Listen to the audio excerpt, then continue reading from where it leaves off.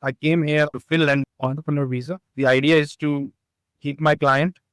I was working for them remotely, and then the client was in US. When I arrived in Finland, I was working for them, and they provided me with the reference letter and all the documents to my lawyer, which are, in consultant, and they helped me file my case. Hello guys, welcome to FinConsult podcast. And today's guest is Ghous, QA automation engineer who moved from Pakistan to Finland about a year ago through self-employed residency permit program. I moved from Pakistan, and I have a tech background, current mostly in software test automation engineer, 11 years plus. I do uh, 2 years I did work with DevSecOps team and security operations team, but my main, 10 plus years I have experience in test automation, doing QA, automation, writing scripts, So my journey, Finland, Finland, I do know about Finland like back in 2007, I guess. So in 2007, there was a band called Him, it's a rock band. And there were other bands as well, like I think Nightwish, Marco Haitala. So I was introduced back then to Finland because back then, like the internet speed, like we were still using ESL, and you know, broadband was newly introduced in Pakistan, and we were some of the people. And the internet speed was not that much good. So gaming, I used to do play a lot of video games, online games, LAN games. I know about Finland, but back in like let's let's go forward in like 2016, 17. I was actually looking for opportunity abroad. I always wanted to be somewhere and you're right about it. Once you think about, moving abroad to a place like migrating, immigrating, so you don't think about Finland first, right? You think about Australia, Canada, and especially for like South Asians like India, Pakistan, Bangladesh.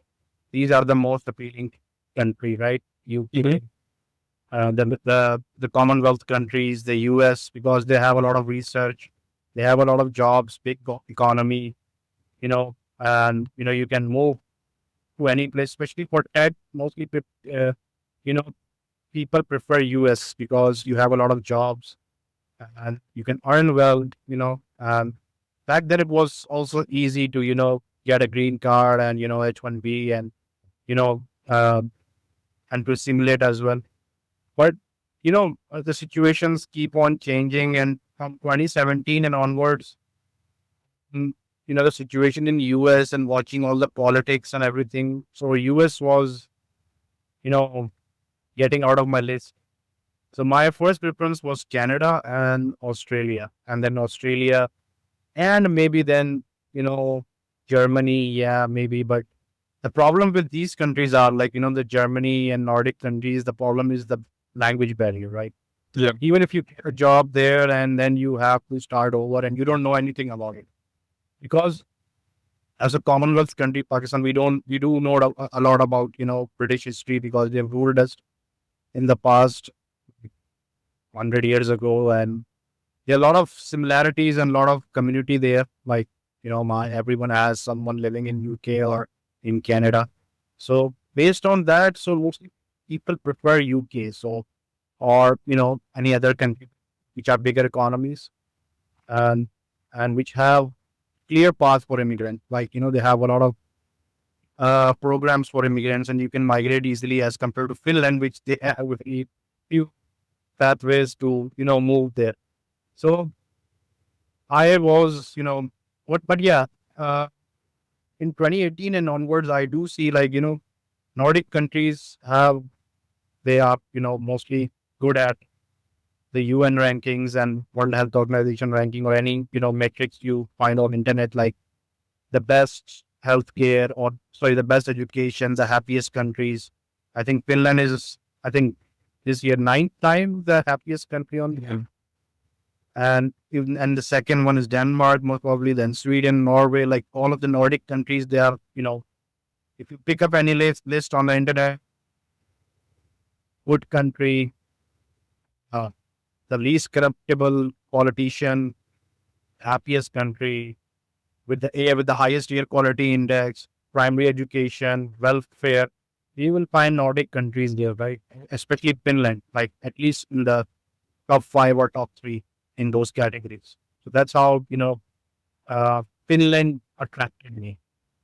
Once again, what was your exact path when it comes to Finland? Because I understood you didn't move here by work, so you also set up like a business, or how did it work? So I was I came here on an entrepreneur visa.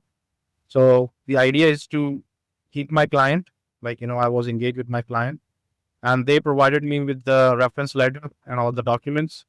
I was able to give those documents to my lawyer, which are in consultant, and they helped me file my case on Enter Finland, and then I was working for them remotely. So and then the client was in US. So when I arrived in Finland, I was working for them, and then I switched and looked for the opportunities in Finland. And luckily, I got a job there, job here, sorry. And then I transitioned from entrepreneur visa to EU Blue Card, because EU Blue Card, you have certain requirements. You cannot work remotely for a client outside of Finland. You have to be, having certain salary. There is a limit to salary as well. You need to meet those criteria. And once you meet those criteria, you are eligible to apply for the EU Blue Card. Yeah, that makes sense. Sounds about right. I know I'm not like a technical expert in immigration like the guys Tanya and Anna. Yeah, I know some stuff, but why didn't you move like through the work in the first place? Why did you decide to go through this like business or like digital nomad residency? So, I mean, the problem is, no one's going to hire me because, it's quite difficult. And no, I mean, according to my experience, what I've felt over the years, like, especially in Finland or in, Norway, which I've applied many jobs, but there was one opportunity, but uh, in Germany, I got an opportunity like maybe 2021, 2022. But initially, they have the pre-screening interview, and the HR said to me, like, uh, we can have the technical interview, but first I need to make sure, like, how much time is going to take for you to come to Germany, because we cannot wait like months. Then after 2 or 3 days, he get back to me and said, like, we cannot proceed with your application. Sorry, because your visa application might take more than 2 weeks or 3 weeks. So because of that reason, we cannot continue with you. So we are looking for other candidates which can, join us within in 2 weeks. So Was it in Germany, right? yes, it was in Germany. It was a fintech company, and they liked my resume because I also had a vast fintech background.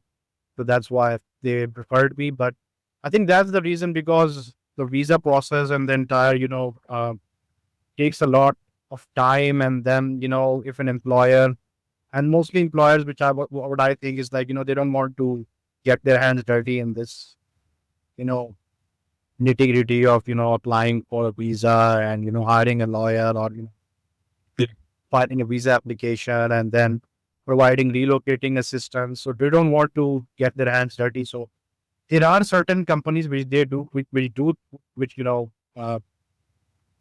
sponsor the entire, process. But I was not the lucky one to get those opportunities. But so then I opted for, this pathway.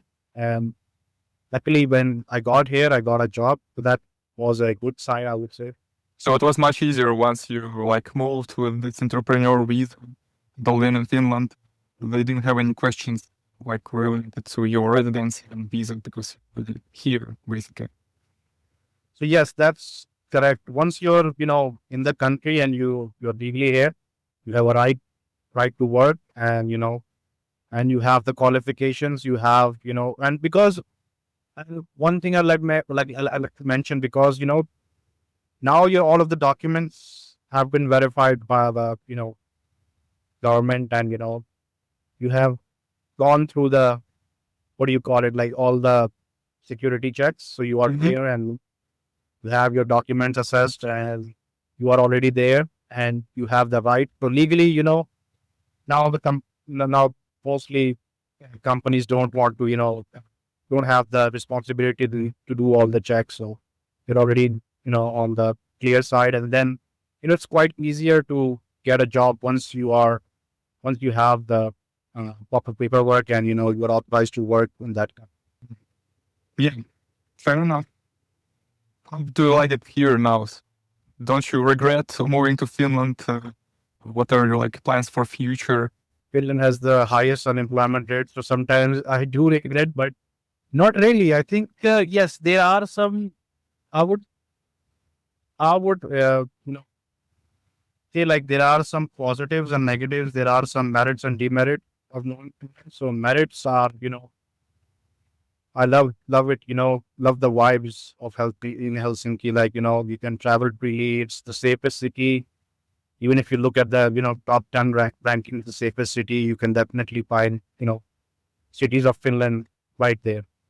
You can feel, I've traveled the world. I mean, I've seen, not, I would say like, uh, vastly, but I have seen like, UAE, Singapore, Thailand, and other places. And I would say like, I feel really good in Helsinki. Like, and the social security net is quite strong there. The welfare benefits are quite strong, even though they have reduced a lot of benefits for immigrants, but still, if you are a citizen, then you have a lot of benefits, and you don't need to think a lot about your you don't need to worry about a lot of like what happens, like if you're in a different country, like what happened if you get layover or things like that. What happened if you don't have insurance to pay off your health care? Like what will happen then? For example, if you're working in a UAE, if you have a job and you don't have, you're paying for insurance, you don't have to worry about that stuff. Although I do have private insurance, but still, Finland Public, I have used Finland's, Finnish healthcare service, and I'm pretty much satisfied with it. I mean, there are no long waiting times if you compare it to Canada or any other countries, which we see like, you know, uh, people complaining about in the rest of the countries. So I admire those things, and there is somewhat, like even if you go on YouTube or anywhere else, and you do see like people complaining, like, Finnish people are more of a like, introvert type, like, they don't speak too much, they don't want to discuss, they don't, and the friendliest people, right? They have this kind of image, but it is somewhat true, but it's not completely true because, uh, they once you know them, like once you start talking to them and when have a couple of meetings with them, they are the most friendliest people, I would say. Like, I made a lot of friends. Yeah, I've made a lot of friends there. I mean, Finnish friends, and they are very friendly and they help you and they assist you in every way possible. I mean, it's not like, they are friends, but they don't check on you or they don't call you back, but they, they are genuine friends. I mean, so you can rely on them. So even it has been more than 1 year in Finland, but I was able to make a couple of friends. So even though, I mean, I'm not that much, my nature is, I'm also an introvert type person, but still I was able to make some friends. So, and Most the importantly, negative, I would they say do like, speak English, right? So, which is like a really good thing, especially in the yes, foreign yes, country. that's a really good point. That's a really good point. And once, I was also expecting like, what will happen if I go there? Like, even though you find on YouTube and everywhere, like on Reddit and everywhere, people do say like, everyone, they are the most like, people there and they learn English from the, primary school or high school and they know English. And, and even if you see their rock culture or metal bands, they have the, I think, highest number of metal bands as well. And most of them have, English, songs in English language. And, but yeah, I mean, I have never, I think maybe once or twice, but mostly throughout, in Helsinki, I've been Yarvin well, and I have never found anyone like, I've talked to English and asked them for their help, and they were able to help me, without any, hesitation. And they speak fine English. I mean, you don't feel like, you need to use Google Translate. I have never used Google Translate, to be honest with you, like, having a conversation with a Finnish guy. But yeah, there are some signboards, which are in Swedish and Finnish. So that you need to translate, and especially if you're going to Kmart or S-Mart, sometimes you have to, check, like, whether you are buying, uh, or avocado or something else, or what is the price. It's for that you do need Google Translate. But apart from that, I think for conversation, I don't think you need to know Finnish. But yeah, over time you need to know Finnish, because if you really want to assimilate and integrate, you do need to know at least basic level of Finnish.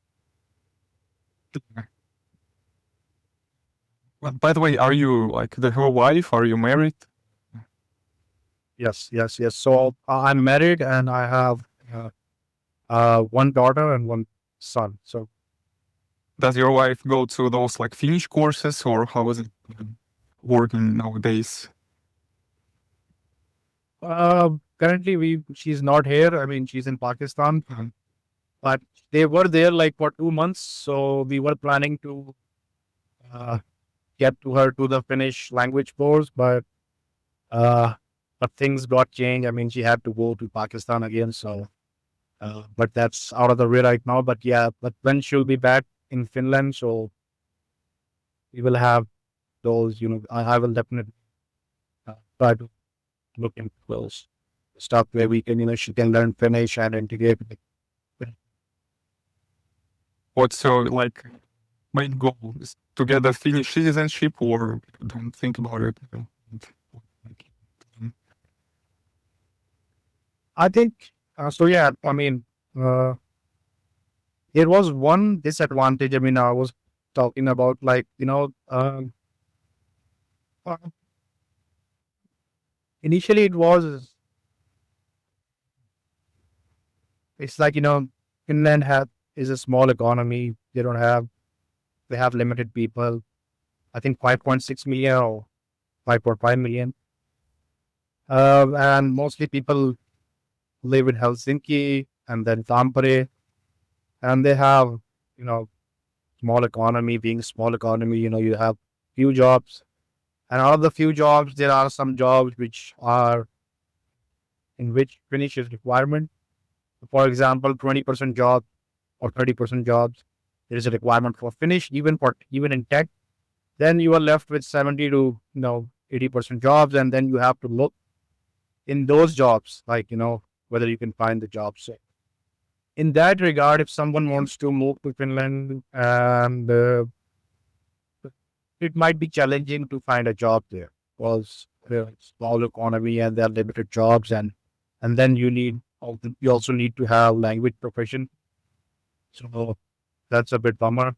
But apart from that, and the second one is, like, right now it's the highest unemployment rate in the Europe, so that's a downside for me. But I still think, the benefits outweigh the disadvantages. The merits outweigh the demerits.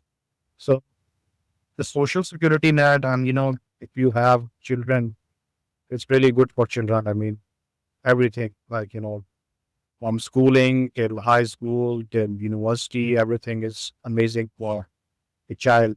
You know, um, it's a perfect society for human development. I would say. So, on that regard, on that note, I would say, like, Finland, I would now offer a citizenship. I mean, I would definitely want to stay here. But initially, I mean, I was a bit skeptical.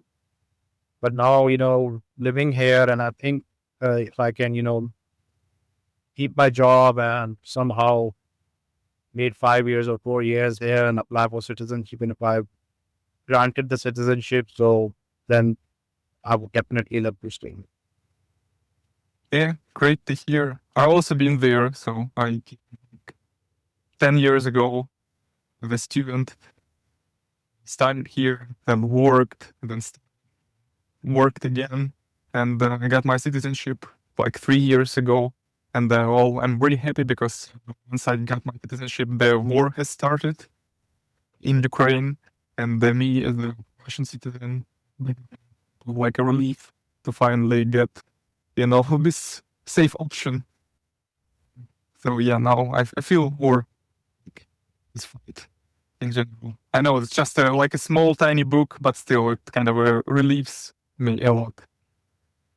All right, so we have like 1 minute left, and don't want to take like more of your time because I guess you also need to work. So it was nice hearing your story, really inspiring, and I hope that others, our viewers on YouTube, would also find this inspiring. Basically, to know how like the life can change and how the guys from Team Consult can help with that. Definitely. Thank you, Tidmul, for your time as well. And it was pleasure to be with you in the podcast. So hope to see you again. Thank you guys for watching our podcast. Leave your comments, questions below, and what you would like to know from our next guest. See you around.